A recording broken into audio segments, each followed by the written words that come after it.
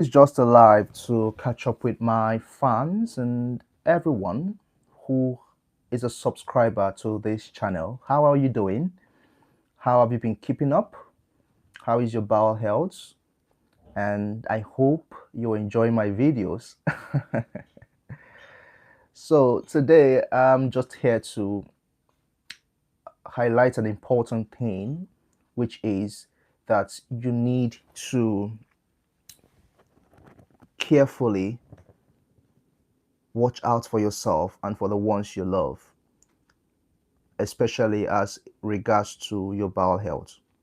It's very important that you look out for yourself. One thing I've come to realize is that when I ask some patients questions in clinic, do you see blood in your stool? They tell me, I don't see blood. I don't know. I don't know. I don't know. I don't know because I don't look. That's not nice at all. It's not nice at all. I know it's disgusting looking into the bowl or the toilet seat when after you must have finished passing stool. But it's important. It's looking into the bowl would help you identify any abnormality on time. That is the first line to know if you're getting unhealthy inside. For example, if there is mucus in your stool, you can only know if you look. If there is visible blood in your stool, you can only know if you look. You don't just leave that to chance. You need to look. Um, There's the rise of bowel cancer is high. This is not to peddle fear, but with the spate or the rise in bowel cancer now, it's important that we constantly observe or monitor um, our discharges, our bowel, our stool, our feces. We need to look and observe it, and look out for any other symptoms that arises with regards to your bowel health. For example, are you having constant abdominal pain that is not abating?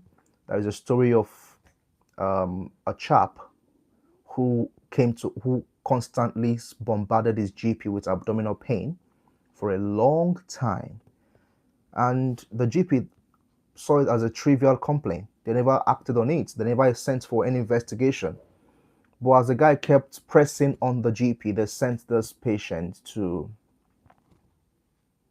the hospital for a colonoscopy, only for them to find out that it's end stage bowel cancer.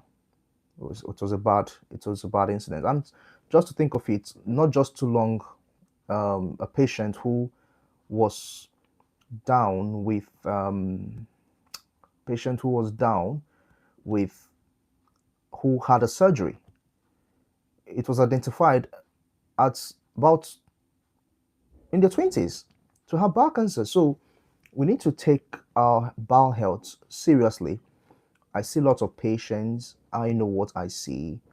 Young people, people in their 20s, early 20s, early 30s, they come down with serious bowel conditions, and it's very, very um, important that we do take care of ourselves. If you've got any symptoms that you're not sure of, do not say that you are bugging someone, you're disturbing your GP. You need to speak up, talk to the doctors, let them know that this is what you're passing through. Better to be safe than sorry at the end of the day. Um, and that's why the awareness is there. If you've been sent for a colonoscopy, we know that I just finished a production right now about what to expect in a colonoscopy. It should go a long way to encourage you to go for that investigation. There are many anxieties that accompanies being probed, putting on the camera into your back passage. It's an uncomfortable procedure. It can be unsettling. It can feel embarrassing. But if technology, I was just saying last week that imagine where there was no technology as colonoscopy to assess your bowel. I wonder what would have happened in this time and age. That the rate of bowel cancer will be at an all-time high. So if you've been opportuned to be sent for a colonoscopy, flexible sigmoidoscopy, please endeavor to go for it. Share your concerns, share your worries, share your anxieties with your doctors. They are there to reassure you. When I began working as an endoscopy nurse, one of the things patients will always say, this is embarrassing. Yes, it's embarrassing.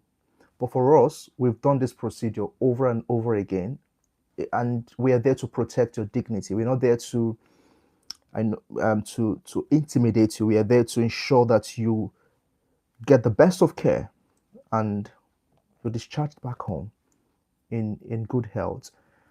The whole goal of the Bowel Chronicles is to create awareness to take care of our bowel. That's one area I'm adopting because it's closely linked to what I do.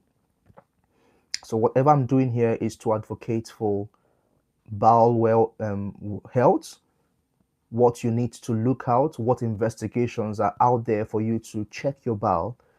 Why we hope that we get these facilities in abundance in our home countries, in Africa, in the Middle East, in the Caribbeans. We are also trying to ensure that those who have this opportunity to use these investigations use it well and use it accordingly. It is quite frightening that if your doctor sends people for colonoscopies and for these investigations, they decline.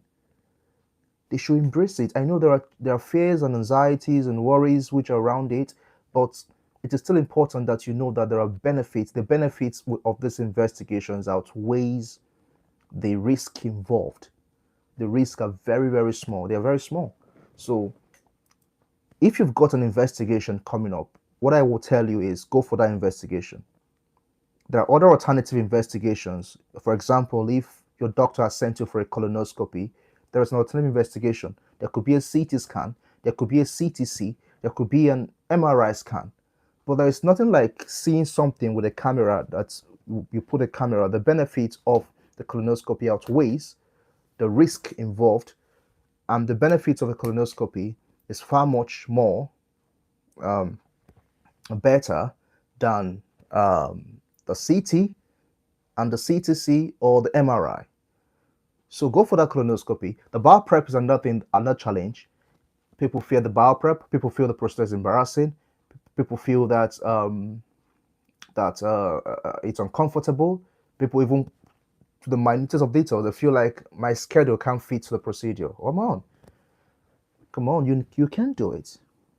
You can do it. So if you've got one coming up and you get to encounter this video, I'm the one telling you you need a procedure. Go for it, because the earlier the abnormalities is found in your bowel, the better for you. So I would end it up here. It's all in the series of creating awareness for you to know what is normal and know what is not normal for your bowel health. How often do you open your bowel? I'll try and speak on constipation as the day goes by, because I know there was COVID, but there is a constipation pandemic in the world right now. So I will speak on constipation on one of my videos or in one of my lives, so as for us to know what to look out for health is indeed wealth. So until I see you next time, please take care of yourself, go for your investigations, and look out for any red flags in your bowel and act on them quickly. Bye.